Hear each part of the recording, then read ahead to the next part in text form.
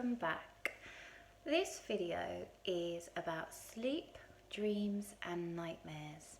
Now, when you're experiencing something difficult, something traumatic, whether that's lockdown and grieving or just them on their own, it really impacts your sleep. When our stress response is really high, our body is waiting for danger. It's constantly on alert. It's called being hyper-vigilant. Hyper means like at the maximum, and vigilant means alert. So you're on hyper alert. Any little sounds you might hear might wake you up. Any feeling of discomfort will wake you up. Because we're on high alert during the day and our stress response is on, it's pumping the stress hormone called cortisol all around our brain. We're going to be worrying more, we're going to be more fearful, more panicky, which is why doing mindfulness, doing a gratitude journal, getting out for your exercise every day, having a routine, all these things are going to start help to calm your stress response through the day. And then when we get to bedtime, instead of you just lying there not being able to sleep because you're so pumped of adrenaline in your muscles with your heart beating fast and you feel like you can't breathe and you can't relax because your mind can't concentrate, because you've been working all day to bring your stress response down, eventually you'll find that when you come to bed and you do your gratitude journal, you can change the way that your sleep is. When we're anxious, it comes out in our dreams. The nighttime is the time for your body and your brain to make sense of all your experiences, to make sense of how you're feeling. And our dreams are reflective of that. So at nighttime, if we were happy, our dreams might be a bit crazy and a bit strange, but generally they're not harmful. They don't worry us. They're not nightmares. They're just incidences that happen, happy little things, and we go to sleep fairly easily. We tend to sleep the whole night through. You might wake up for the toilet, or you might wake up from a sleep cycle, but then be able to get back to sleep again fairly easily. And when you wake in the morning, you feel pretty rested. You feel rejuvenated. That's because when we sleep, our brain drops into a different brain wave cycle. So all throughout the day, our brain is making a certain wave. If you imagine in a cartoon, when somebody's talking, they have sound waves come out of their mouth, or you might hear, there might be like an alarm going off in a cartoon, and there's waves or lines that come away from it. That's what's happening in your brain every day. And then when you get to nighttime and you start to dream, the speed of those waves changes. And it's in those waves at nighttime when we're asleep that our body starts to heal. Those brain waves heal our body. They're slower and they're deeper. And all the different cells in our body start to either heal themselves or make new ones. Our muscles start to get stronger. If we've done particular exercise in the day that maybe we've pulled a muscle when we were running, or we had loads and loads of energy and we were doing lots, our muscles start to get worn down. So at nighttime, our body starts to heal and repair everything. Our muscles, our cells, our hair grows, our nails. It's like the time to physically heal and grow, and mentally to just rest and just enjoy a nice peaceful sleep. Now, when something traumatic happens to us and our stress response is on and we're anxious and fearful, those things tend not to happen. So for starters, it's harder to get into a calm, restful place to go to sleep. So you might find that you're going to bed and you're just laying awake for ages. No matter what you do, you just can't sleep. And then when you do fall asleep, you have such awful dreams that they wake you up. So they might be anxiety dreams. So these tend to be the types of dreams where you're running away from something, or something bad is about to happen, or you're falling, or you get to the edge of a cliff, and they're anxiety dreams. And when you wake up from them, your heart is beating faster, your chest is just racing, and even more than anything, you just feel scared. You might have actual nightmares where they're much more vivid and something really terrifying happens.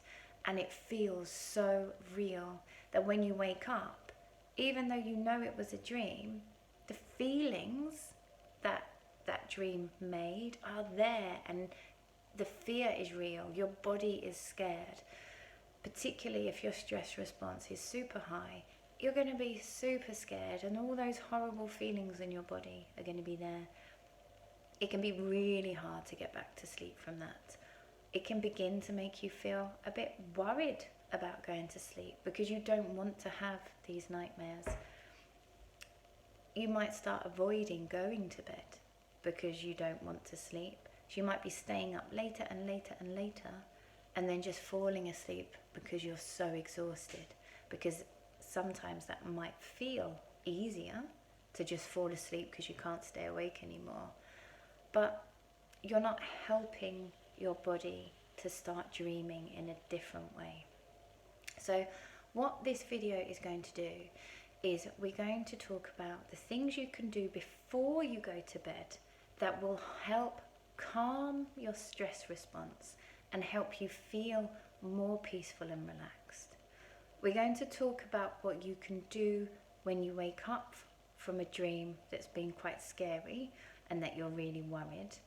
And we're going to talk about the things you can do in the daytime that will help you feel better at nighttime too. Okay, so the first thing is setting a really good sleep routine.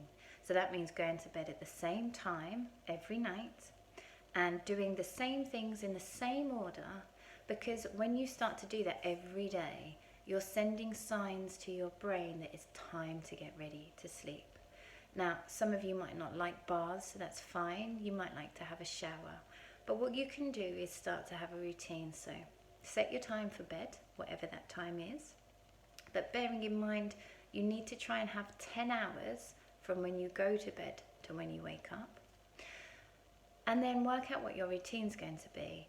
Having a bath or a shower can be really, really helpful.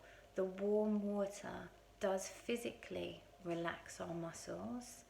The sensation of the water and the foam and the steam can feel so relaxing. And particularly if we know that it's a relaxing bath, if you have got nice bubbles that you can put in it. If you can ask your parent if you could put some candles in the bathroom. Now, they'd have to light it for you and give their permission. It might be they don't like candles in the house, but if they do, that can make your bath feel a bit more relaxing. You could take, with permission, a phone into the bathroom, not to hold in the bath by any means, that's crazy dangerous, but to have somewhere in the bathroom with some nice music on that you enjoy, some music that you enjoy relaxing to. There's so many stories on YouTube that you can listen to, and a lot of them are relaxing, calming stories. I'll put some information at the end of the video of some that are really good. So you can go into the bath or shower and just relax. Have those physical feelings, the feelings against your skin, the feelings of inside, and listening to something soothing and relaxing. Then, when you come out of your bath, don't go back downstairs again. Clean your teeth, get into your PJs, and get into bed. Now, this is the time that you can do your gratitude journal. So, you've done your gratitude journal, you've started to change your mind around your positive thinking and feeling calmer. And then you can think to yourself, what would I like to dream about tonight? And just spend a few minutes imagining and visualizing in your head, like you are dreaming, of the thing or the person or the situation that you would like to dream about. And that's helpful because instead of filling your brain with fear and worry, you're filling it with all the wonderful things. You're more likely to dream about those things because you're just thinking about them. Now is the time to do a really lovely mindfulness meditation. Now, you can do one of the green videos. Power on, power off is a great one for bedtime. Rainbow breathing is a lovely one for bedtime. So is body scan. But you can also find some fabulous mindfulness videos on YouTube. I don't suggest looking at the phone, and that's because the blue light that phones have on their screen sends signals to your brain to wake up. So if you're watching a video before bedtime, you're actually making yourself wake up. But you can listen to it. So you can just put the phone near your bed on the floor and you can hear the story. So you can just really settle in, relax, focus on the story, really love it, have lovely listening to it. Or if it's doing the body scan or the power on and off, you're really focusing on your body. You're focusing on your breathing, and you're letting your imagination take you to somewhere peaceful and to somewhere nice. Now, if you do all those things consistently every night in the same order, your body is going to start to know what's coming, and it's immediately going to think, it's bath time now, and start to relax. And as you go through bath time, gratitude journal, what would I like to dream about, mindfulness, you're going to bring your stress response right down and begin to find your body is in a good place to start having restful sleep.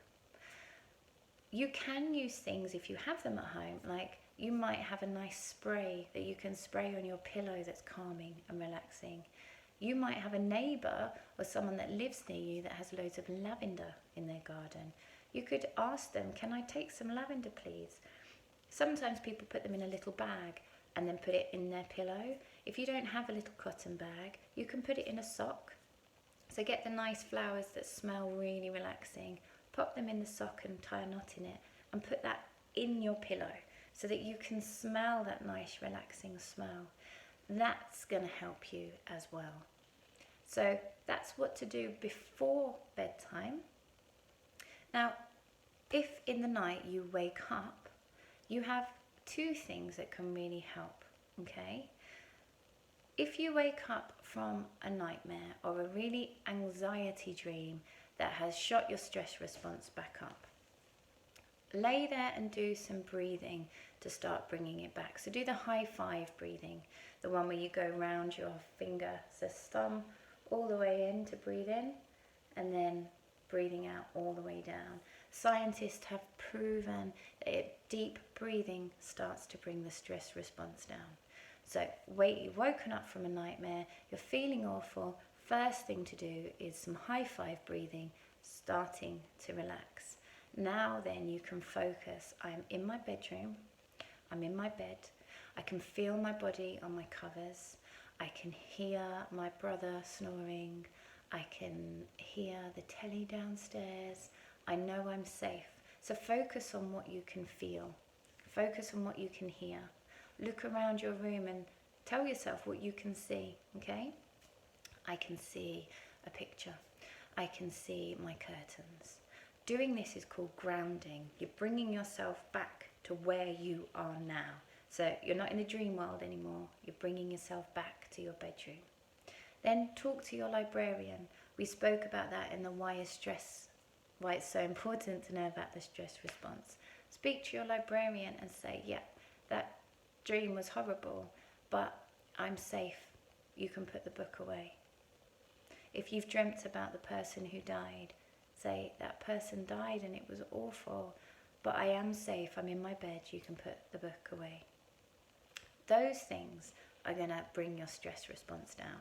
So breathing, grounding, so saying to yourself what you can see, what you can hear, what you can feel, and talking to your librarian.